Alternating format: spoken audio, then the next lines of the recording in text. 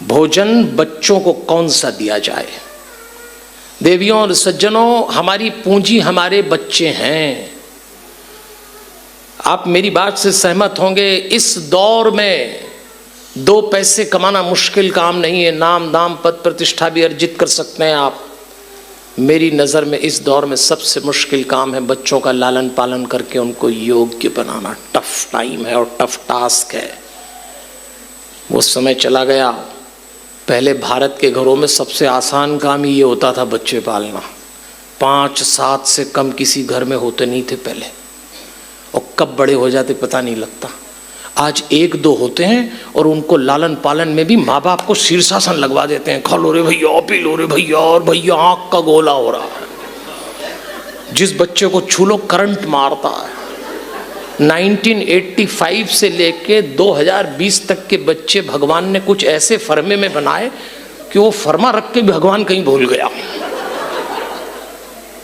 आप काउंट करके देख लें, 1985 से लेके अब तक की औलादें एकदम अलग आ रही हैं। कैसे पालेंगे इनको आप? और ध्यान दीजिए, आपके पास बिल्कुल संपत्ति न हो पर बच्चे योग्य हो जाएं तो आपसे बड़ा कोई धनवान नहीं।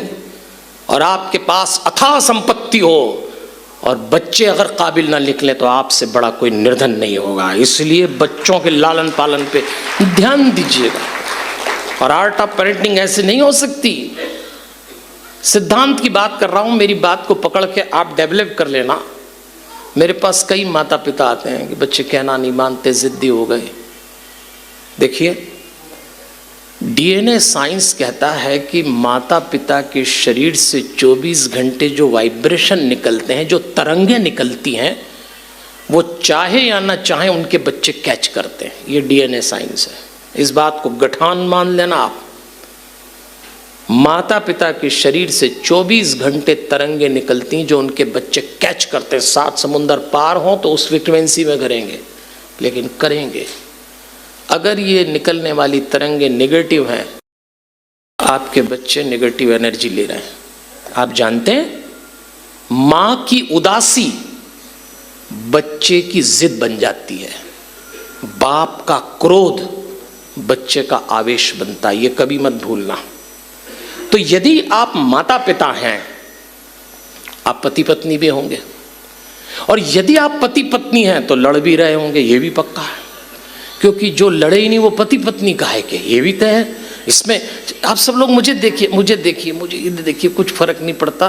कुछ मोबाइल चालू हो गया होगा किसी का, वो सब बंद कर देंगे। आप मुझे देखो, अपने पास टाइम बिल्कुल नहीं है। 5 बजे मैं आपको विदा कर दूंगा। मैं खुद समय का बहुत पाबंद आदमी हूँ। जो टाइम दिया जाता है उस पर ख़त्म कर दूंगा मैं। आप मेरे साथ चलिए तो सब चलता रहता है कथा में। चलिए, तो यदि आप पति पत्नी हैं तो कोई ना कोई मतभेद आपके बीच होगा, स्वाभाविक है। लेकिन वो मतभेद आपके माता पिता होने तक स्विच ओवर नहीं होना चाहिए, और वो होता है, और उसी की कीमत बच्चे चुकाते हैं। मैंने आपको कहानी सुनाई थी, सफाई टंकी की करिए तो टोंटी अपने आप सही होगी।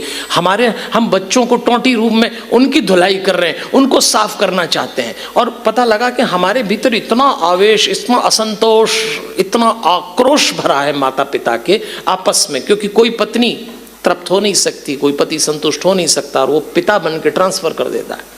तो ये कला सीखिए कि जब आप पति पत्नी हो, आप बहुत शांत हो। और ख़ास तौर पे पति पत्नी जब एकांत में हो तो एक दूसरे के प्रति अत्यधिक शांत रहिएगा। हमारे यहाँ एक पति पत्नी का एकांत ऐसा घटा है, मुझे नहीं लगता दुनिया में कोई ऐसा उदाहरण होगा। ये जो चित्र हमने लगा रखा है, शिव और पार्वती जैसा एकांत नहीं घटा किसी का। अभी अभी विवाह हुआ था पार्वती जी का शिव जी से। अभी अभी दोनों कैलाश आके बैठे, अभी बातचीत आरंभ हुई और पार्वती ने शिव जी से प्रश्न पूछा था कि पिछले जन्म में सती के रूप में मैंने श्री राम पे संदेह किया था, तो राम कौन है आप मुझे अभी बताइए। और जो बताने का कर्म आरंभ हुआ उससे राम कथा का जन्म हो गया, और वो कथा हम सुनते हैं। पति पत्नी विवाह के पश्चात अभी अभी एकांत में बैठे हो तो काम कथा फूटती है तो दुनिया जानती है। लेकिन ये पति पत्नी एकांत में बैठे थे तो काम कथा नहीं, राम कथा फूटी थी। नतीजा क्या आया आप देखिए, परिणाम देख लीजिए, फिर ताली बजाइए कि जिस पति पत्नी के एकांत में इतनी दिव्यता हो, ओज हो, तेज हो, अपनापन हो, एक दूसरे के प्रति सम्मान हो, एक दूसरे के प्रति मान हो, उस पति पत्नी के 3 बच्चे ऐसे हुए कि संसार आज तक पूछता है। बड़े बेटे कार्तिकी देवताओं के सेनापति बने, गणेश जी प्रथम पूज्य बने, और अंशावतार हनुमान जी आज भी घर घर में पूजे जाते हैं। माता पिता का एकांत दिव्य था, संतान पे असर आया। इसलिए आपसे मेरा आग्रह है कि आप अपने पति पति होने को जब माता पिता में ट्रांसफर करें, कितनी पॉजिटिव एनर्जी क्रिएट कर सकते हैं, करिए। तो अगला सवाल आएगा, मैंने आपसे कहा भोजन बचाइए। देवियों और सज्जनों, जब मैं आपसे भोजन की बात करता हूं तो अन्न तो शुद्ध होना ही चाहिए, शाकाहार करिए, मेरा अगला आग्रह है। लेकिन ध्यान दीजिए, आपकी आमदनी के साधन यदि दूषित हुए और उस दूषित आमदनी के साधन से अन्न अगर आप घर में लाए तो वो अन्न आपके घर के लोगों का मन दूषित कर देगा। बहुत सावधान रहना। और आज अन्न के मामले में हम बहुत लापरवाह हैं। हनुमान जी महाराज जब सुंदरकांड में सीता जी को संदेश देते हैं, बातचीत होती है, चलने का अवसर आया, तो हनुमान जी ने सीता जी को देख के एक बात बोली, सुनहु माँ तुम हुई अतिशय भूखा, लागी देखी सुंदर फल। माँ मुझे बहुत भूख लगी है। सीता जी चौंक गई, तुझे अब भूख लगी है? मैं स्वयं लंका में बंदनी हूं, मैं तेरी क्या व्यवस्था करूंगी? लेकिन हनुमान जी ने कहा, माँ एक माँ ही ऐसी होती है जो अपनी संतान की भूख को समझती है, और ये आज भी सही है। अगर संतान भोजन कर रही हो और उसका पेट न भरा हो तो बाप को पता नहीं लगता, पर माँ आज भी जान जाती है कि इसका पेट नहीं भरा। क्या होता है ये? कौन सा रिश्ता है ऐसा? आप अपने घरों में देखिए, हमारे घर में जितने कमरे होते हैं सबका नाम कक्ष है, बैठक कक्ष, शयन कक्ष, लेकिन एक कक्ष ऐसा होता है जिसको कक्ष नहीं कहा, उसको रसोई घर कहा है। रसोई कक्ष नहीं कहते। घर में भी जो घर होता है उसको रसोई घर कहते हैं। क्यों ऐसा कहते हैं? घर में भी घर क्यों कहा रसोई घर को? क्योंकि माँ की प्रधान कभी माँ हुआ करती थी।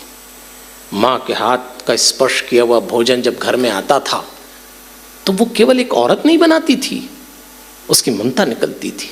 विज्ञान कहता है हमारे भीतर की ऊर्जा अंगूठे से निकलती है, नेत्र निकलती है, जीवा से निकलती है और हथेली से निकलती है। सर्वाधिक प्रभावशाली तरंग का वितरण यहां से हो जाता है। इसलिए माँ से कहा गया है आपके, मैं तो आपसे निवेदन करूंगा, आजकल तो घरों में रसोई के मददगार इतने कर्मचारी हो गए कि माताओं बहनों का स्पर्श नहीं लगता, और हमने अपनी बच्चियों को भी इतना पढ़ाया।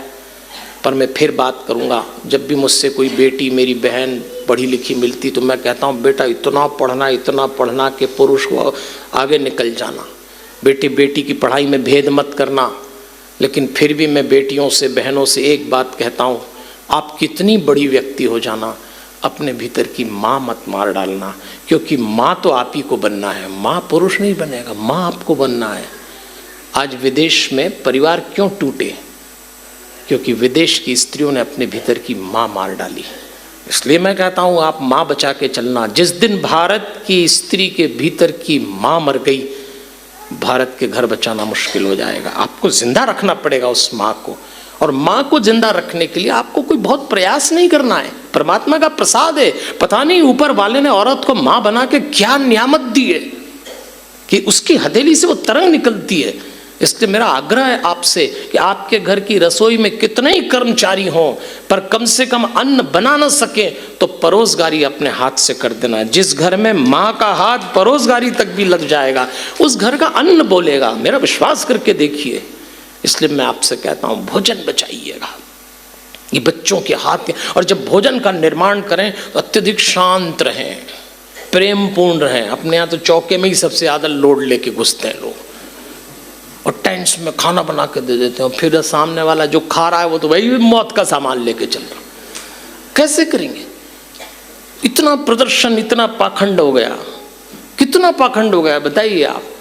इसलिए इसमें क्या शर्म है यदि हम भोजन का नियंत्रण अपने हाथ से, पर हमको देखा हम लोगों के परिवार टूटने का एक कारण और हो गया, उनके घर ऐसा है तो अपने घर ऐसा है, उसमें सब गड़बड़ा हो जाता है। देखो 3 दोस्त थे, उन तीनों की एक ही प्रॉब्लम थी। एक ऑफिस की 20वीं मंजिल पर नौकरी करते थे, एक था जापान का, एक था इंग्लैंड का, एक था अमेरिका का, उनका नया दोस्त बना इंडिया का। 3 तो पुराने थे, ये नया आया। इनने एक दिन कंप्लेंट की कि हमारी घरवाली रोज एक ही खाना बनाती। तो अमेरिकन ने कहा कि दिन भर पिज्जा भर देती है, मैं परेशान हो गया। इंग्लैंड वाले ने कहा आमलेट डाल देती, जापान वाला बोला नूडल पटक देती, इंडिया वाला बोला दाल रोटी डाल देती। इन चारों ने तय किया कि कल अगर हमारी घरवाली ने यही खाना डाला तो अपन 20वीं मंजिल की छत से कूद जाएंगे। अगले दिन खोला तो अमेरिकन में आमलेट निकल आया, किसी में पिज़्ज़ा निकल आया, किसी में नूडल निकल आया, इसकी दाल रोटी निकल आई। चारों कूद गए, कूदे तो टांग टूट गई, अस्पताल में भर्ती हो गए। इनकी पत्नियों को पता लगा तो दौड़ी चली आई। अमेरिकन ने अपने पति की टांग लटकी देखी बिस्तर पर और बोली कमाल कर दिया, आप क्यों कूदे? आप बोलते तो सही जिंदगी में दोबारा पिज़्ज़ा का नाम नहीं लेती, अब जल्दी ठीक हो, घर चलो। चीनी ने अपने पति को देखा, बोले लाना तेरे नूडल की। और इंग्लैंड वाली बोली आमलेट का तो नाम भी नहीं लूंगी, जल्दी ठीक। लेकिन इन तीनों ने देखा कि भारत के वाले की पत्नी बस अपने पति के सामने बैठ के गौर से देख रही, रो भी नहीं रही, बोल भी नहीं रही। इन तीनों ने पूछा अरे हमारे पति की टांग टूट गई, हमने कसम खा ली कि ना पिज़्ज़ा बनाएंगे, ना आमलेट बनाएंगे, ना नूडल्स बनाएंगे, टांग तो तेरे पति की भी टूटी, तो तू कुछ बोलती नहीं, तू रोती नहीं? वो बोली बस यही तो देख रही थी कि अपना लंच बॉक्स तो खुद ही बनाते थे, तो फिर क्यों कूद गए? देखा देखी में ही कूद गए। हम सबने अपनी जिंदगी देखा देखी में कूद, इनके घर में ऐसा हो रहा है, उस समाज में ऐसा हो रहा है, उस फैमिली में। अरे आप हम वैष्णव लोग हैं भाई, हमारी मौलिकता कुछ और होना चाहिए। हमारे पास सबसे बड़ी ताकत है ऊपर वाले की भरोसे की। जिसको भगवान का भरोसा होता है वो देखा देखी का जीवन नहीं होता। भोजन बचाइए और आइए। चौथी बात कह रहा था आपसे, भजन बचाइएगा। जब मैं आपसे भजन बचाने की बात करता हूँ देवियों और सज्जनों, तो मैं ये बिल्कुल नहीं कहूँगा कि आप दिन भर पूजा पाठ करो, बच्चों को इस काम पे लगा दो। लेकिन एक बात याद रखिएगा, अगर आप शांति की तलाश में हैं, जो कि होना चाहिए, हम जितने लोग यहाँ बैठे हैं, हम सबकी ज़िंदगी में 5 रास्ते से अशांति आ रही होगी। अशांति आने का कोई छठवां रास्ता नहीं होता। पहली आती है संसार से, दूसरी संपत्ति से, तीसरी संबंधों से, चौथी स्वास्थ्य से। आप 4 रास्ते की अशांति फिर भी निपटा लेंगे। संसार से आनी, संसार बदल लेना, उज्जैन छोड़ के इंदौर, इंदौर छोड़ के दिल्ली, दिल्ली छोड़ के अमेरिका रहना, तो जो लोग वहाँ रहते हैं क्या उनको समस्या अशांति नहीं आती होगी? अशांति आने का दूसरा रास्ता, संपत्ति से कम हो तो दिक्कत, ज्यादा हो तो दिक्कत। अशांति आने का तीसरा रास्ता, संबंधों से बोझ बन गए, दबाव में पड़ गए लोग, संबंध निभाने में थक गए। चौथा स्वास्थ्य का, वो सारी बीमारियां जो कभी 50-60 में आती थी 25-30 में आ गई। लेकिन आप 4 रास्ते की समस्या तो निपटा लोगे, संसार की, संपत्ति की, संबंधों की, स्वास्थ्य की। पर जब 5वें रास्ते से समस्या आती, संतान मार्ग से, मैंने बड़े बड़े टूटते देखे। औलाद की मार से मैंने फौलाद को टूटते देखा है। जिन्होंने दुनिया मुट्ठी में कर ली वो बच्चों के आगे हार गए। अब क्या करेंगे? तो चलिए, मैं बिल्कुल ये नहीं कहूँगा कि आप पूजा पाठ जो आप पद्धति करते हो करिए, पर थोड़ा ध्यान दीजिएगा। अगर आप अपने घरों में शांति की तलाश में हैं, अपने जीवन में जो होना चाहिए, भगवान कैसा दिखता है किसी ने नहीं देखा। ये जितने भगवान की मूर्तियां, रूप, चित्र, आकार हमने बनाए हैं, एक मूर्ति में आप धनुष बाण दे दीजिए, राम बन जाएंगे, वंशी लगा दीजिए, कृष्ण बन जाएंगे, नाग लटका दीजिए, शंकर जी तैयार हो जाएंगे, शेर पकड़ लाना, देवी जी बैठ जाएंगी। ये तो हमने बनाए हैं। भगवान कभी ऐसा है? भगवान की एक पहचान है, जिन क्षणों में आप शांत हैं उन क्षणों में आपके भीतर भगवान है। ये भगवान की पहचान है। लाख मंदिर चले जाओ, लाख तिलक लगा लो, लाख उपवास कर लो, आप जो करना है वो कर लो, पर यदि आप अशांत हैं तो आप भक्त नहीं हो सकते। क्योंकि भक्त को कभी उदास नहीं होना चाहिए, शांत रहना चाहिए, प्रसन्न रहना चाहिए। चलिए पहले जरा मुस्कुराइए। अरे आप तो फिर सीरियस हो गए। देखो, मैं जो आपसे बात करने जा रहा हूँ वो ये कि यदि आप शांति की तलाश में, तो एक बात गठान मांग के रख लेना, हमें हमारे अलावा न तो कोई शांत कर सकता है और न ही हमें हमारे अलावा कोई अशांत कर सकता है। ये बात गठान मान लेना। पत्नी को लगता है पति शांत रख देगा, पति को लगता है पत्नी के कारण अशांति है, बाप को बेटे, बेटे को, ये सब छोड़िए। आपके अलावा आपको न कोई अशांत कर सकता, न कोई शांत। किसी शायर ने एक बहुत बढ़िया पंक्ति बोली है, न हम सफ़र से निकलेगा, न हम नशी से निकलेगा, न हम सफ़र से निकलेगा, न हम नशी से निकलेगा, हमारे पाँव का कांटा तो हम ही से निकलेगा, कोई दूसरा नहीं निकाल सकता। आपकी चुभन आप ही को पूरी करना पड़ेगी। तो हम अपनी तैयारी करें, और उस तैयारी के लिए आपको सबसे पहले अपने को ये समझाना पड़ेगा कि हम मनुष्य लोग 3 बातों से बने हैं, शरीर, मन और आत्मा। मैं अगर आपको पहले दिन मिलता तो मैं आपको एक ऑफर करता, पर मैं अब ऑफर कर रहा हूं आपको कि आप जाते ही सबसे पहला काम, ये जो ऊर्जा, पॉजिटिव ऊर्जा, अपनेपन की, परिवार की, मिलन समारोह की, एक दूसरे से मिलने की, ये जो भी आपने की है, खूब प्रेम ही बांटा होगा। हालांकि कई लोग तो कहते हैं जब घर परिवार के लोग एक साथ इकट्ठे हो जाते हैं ना, तो एक कार्यक्रम और चलता है। अब वो मैं नहीं बताऊंगा, नहीं तो आप कहोगे कि पंडित जी कौन सा कार्यक्रम बताएं, पर चलता है वो। देखो, दुनिया में 2 चीजें बड़ी मीठी होती हैं, एक तो निंदा स्तुति करना किसी की, और दूसरा प्रशंसा सुनना। तो ऐसा कहते हैं लोग, हैं मनोवैज्ञानिक लोग, कि घर परिवार के नजदीक के रिश्तेदार 5-25 इकट्ठे हो जाएं तो निंदा रस का पान करने में बड़ा मजा आता है। सगे वाले देवर, सगे वाले भाई बहन एक कमरे में बैठे हो, एकदम सगे, और उसमें से 2 उठ के गए, तो ये उनको, ये है ही ऐसे, और वो जो 2 गए होंगे वो इन 5 को निपटा रहे होंगे। ये बहुत मजा आता है, बहुत मजा आता है निंदा करने में। लेकिन ध्यान रखना, हम 3 बातों से बने, शरीर, मन और आत्मा। आप यहां से जब जाएं तो एक तैयारी करना, 1 हफ्ते तक मैं आपको लिख के देने को तैयार हूं व्यासपीठ से। इस समय आपको ज्ञात नहीं है, आपकी एनर्जी नाभि से ऊपर उठ गई है। अपने लोगों में मिले, इतना सुंदर आयोजन है, एक लक्ष्य है आपके पास। इसमें पॉजिटिव लें, पॉजिटिव लें, पॉजिटिव लें, भले ही रूप कोई से हो, कोई कथा कर रहे हो, कोई सत्संग कर रहे हो, कोई प्रवचन कर रहे हो, मुद्दा आपकी पॉजिटिविटी उठाना है। और जिस मनुष्य की लाइफ एनर्जी नाभि से नीचे गिरी रहती वो अशांत, और जिसकी नाभि से ऊपर उठ गई वो शांत।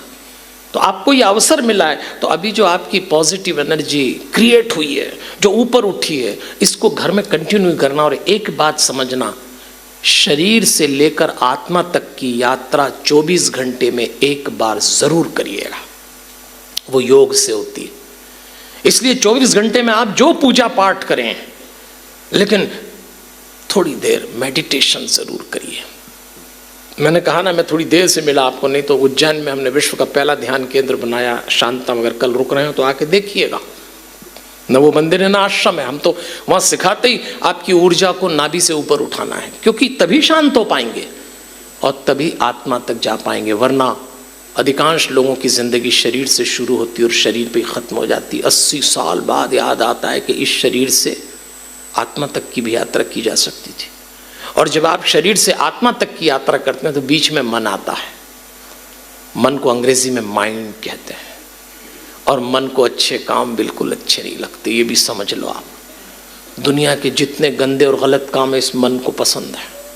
अगर आप बुरा ना माने तो जाते जाते एक बात कहता हूँ, हम जितने लोग यहाँ बैठे हैं ना, सब अपनी ज़िंदगी में इस मन से वो तमाम गंदे और गलत काम कर चुके जो बाहर किसी को भी पता नहीं लगने। सब आपके पास में जो बैठा है या बैठी है, इसके मन में क्या चल रहा है आप जिंदगी भर नहीं जान सकते। चलो आज एक एक्सरसाइज दे देता हूँ, जाते जाते टाइम मिले तो सोने के पहले आज एक कागज़ कलम उठाइएगा और ईमानदारी से आपके मन ने पिछले 2 घंटे में किसी के लिए भी जो भी सोचा और जो भी किया हो, ऑनेस्टली लिखना। आज रात को ईमानदारी से लिखना और खुद ही पढ़ना। आपको लगेगा किसी पागल ने लिखा है। बस एक निवेदन है, तुरंत फाड़ देना। जो घरवाली का लिखा घरवाले ने पढ़ लिया, और घरवाले का लेकर घरवाली ने पढ़ लिया तो जिंदगी भर मुझे याद करोगे कि पंडित 29 तारीख को मरवा के चला गया, जिंदगी भर। इसलिए आपसे कह रहा हूं, इस मन पे काम करिए। जिनका मन सक्रिय उनके परिवार टूट जाएंगे, जिनका मन निष्क्रिय वो आत्मा तक जाएंगे। इसीलिए आज हमारे घरों में पत्नी से पति, पति से पत्नी, बाप से बेटा, भाई से भाई आज भी शिकायत करता है कि आपने हमारे शरीर को तो छुआ, आपने कभी हमारी आत्मा को नहीं छुआ। आज भी शिकायत है, कोई कहे या ना कहे। क्यों है? क्योंकि जब आप अपनी आत्मा पे नहीं जा पाए तो दूसरे की आत्मा कैसे छुएंगे? 30-30, 40-40 साल जिनकी शादियों के हो गए, वो जोड़ा भी ये शिकायत करते मिलता है कि बस कोई विकल्प नहीं था तो तुम ही लटके रहे, हम भी लटके रहे। आप लोगों की बात नहीं कर रहा हूं, लेकिन ऐसा है। इसलिए प्रयास करिए। आपके जीवन में 24 घंटे ही होते हैं, 25वां घंटा भगवान ने किसी को नहीं दिया। इस 24 घंटे में से जो समय आप निकाल सकें, 5 मिनट, 10 मिनट, हमने तो 6-6 मिनट के 4 कैप्सूल बनाए हैं और उसी को कराते हैं, क्योंकि 24 मिनट तो कोई करता नहीं है। हमारे सामने हमारी कथा में लोग गर्दन तो ऐसे हिलाते हैं जैसे आज ही मोक्ष ले जाएंगे, पर हमारी कथा यहीं झाड़ जाते हैं लोग। तो मैं तो देखता हूँ मेरे सामने झाड़ जाते हैं। जब भी कोई कथा के बाद हमको प्रणाम करता, हम समझ जाते हैं ये झाड़ के जा रहा है कि लो पंडित जी ने। कोई इतनी दूर तक नहीं ले जाता। लेकिन मैं चाहता हूँ, इतना सुंदर आयोजन लाहौटी जी के परिवार ने किया है और मेरा अभियान है परिवार बचाओ अभियान।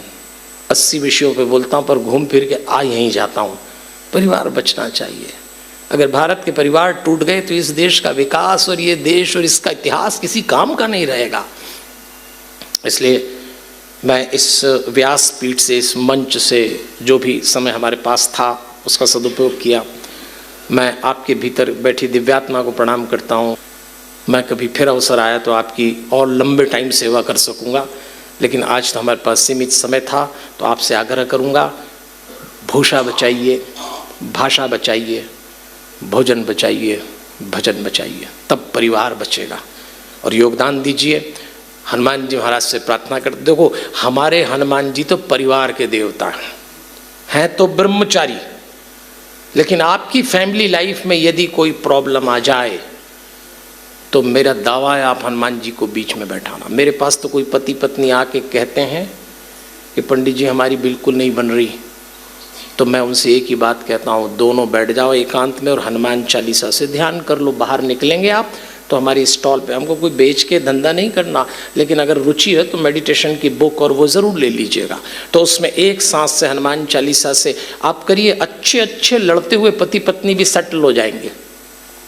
तो एक बार एक पति पत्नी हमारे पास आए, मैं अपनी बात समाप्त कर रहा हूँ, आपको प्रोत्साहन मिले इसलिए बता रहा हूँ, समय पूरा हो रहा है मेरा। उन्होंने कहा पंडित जी हमारी बिल्कुल नहीं बनती। तो हमने कहा हनुमान चालीसा पढ़ो, उससे क्या होगा? मैंने कहा उससे लेवल ऑफ अंडरस्टैंडिंग हो जाएगा और ठीक हो जाएगा। तो 6 महीने बाद वो फिर आया मेरे पास। उसने कहा कि, मैंने कहा क्या हुआ तुम्हारी प्रॉब्लम निपट गई? बोले अरे क्या निपट गई, और बढ़ गई आपकी हनुमान चालीसा के चक्कर में। हमने कहा ऐसे कैसे हो गया, हनुमान चालीसा से आपकी समस्या और बढ़ गई? तो मैंने पूछा आप हनुमान चालीसा पढ़ते हैं? बोले मैं तो पढ़ता हूँ। मैं कहा आपकी पत्नी? बोले वो तो और ज्यादा पढ़ती, आप पे बड़ा भरोसा करती, तो आपने उससे कहा तो और ज्यादा पढ़ती। मैंने कहा फिर प्रॉब्लम क्या हो गई?